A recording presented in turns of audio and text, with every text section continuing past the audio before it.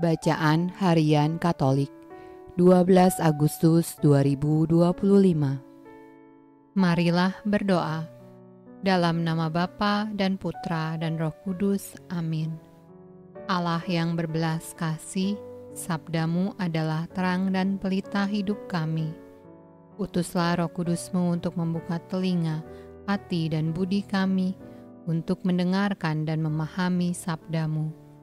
Doronglah kehendak dan tekad kami untuk mengamalkan sabdamu dalam hidup dan perutusan kami sehari-hari. Amin. Bacaan dari Kitab Ulangan.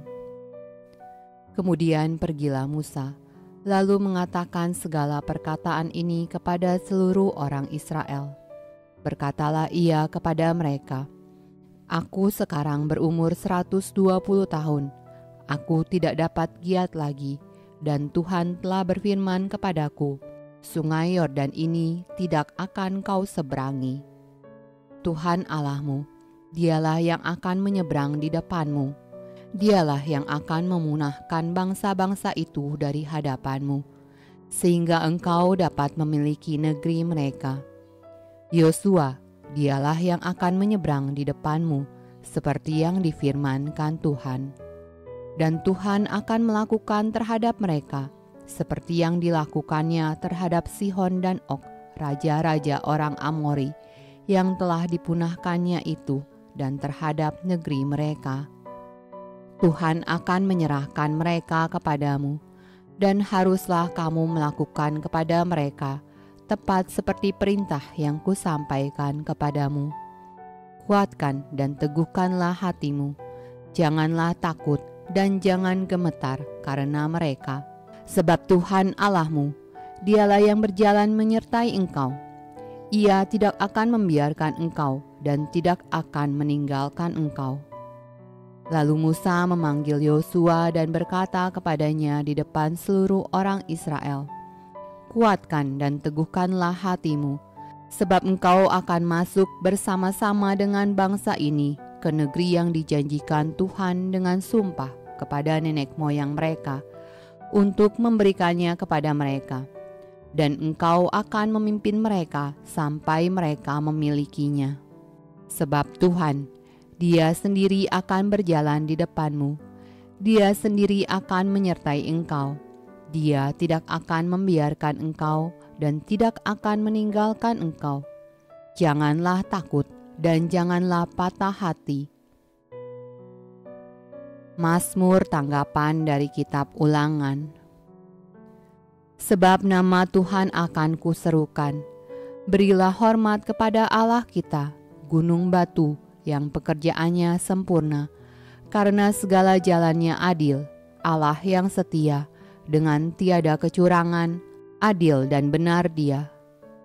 Ingatlah kepada zaman dahulu kala, perhatikanlah tahun-tahun keturunan yang lalu.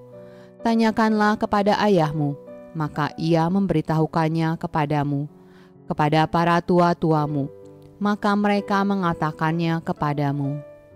Ketika Sang Maha Tinggi membagi-bagikan milik pusaka kepada bangsa-bangsa, ketika ia memisah-misah anak-anak manusia, maka ia menetapkan wilayah bangsa-bangsa menurut bilangan anak-anak Israel. Tetapi bagian Tuhan ialah umatnya, Yakub ialah milik yang ditetapkan baginya. Demikianlah Tuhan sendiri menuntun dia, dan tidak ada Allah asing menyertai dia. Pembacaan dari Injil Matius. Pada waktu itu, datanglah murid-murid itu kepada Yesus dan bertanya, Siapakah yang terbesar dalam kerajaan sorga? Maka Yesus memanggil seorang anak kecil dan menempatkannya di tengah-tengah mereka.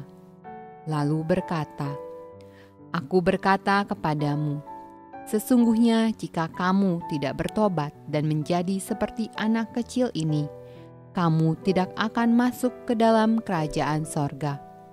Sedangkan barang siapa merendahkan diri dan menjadi seperti anak kecil ini, dialah yang terbesar dalam kerajaan sorga.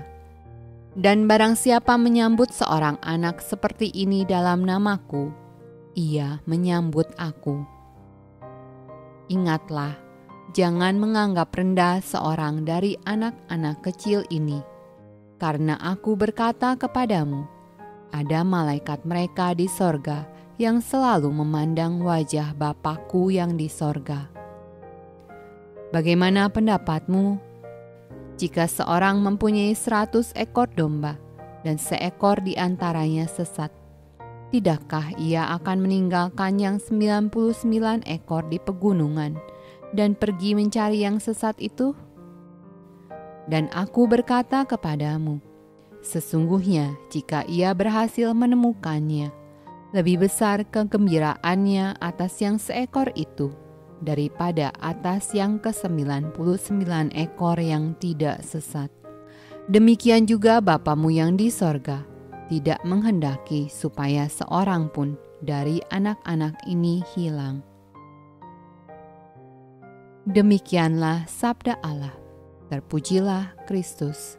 Dalam nama Bapa dan Putra dan Roh Kudus. Amin.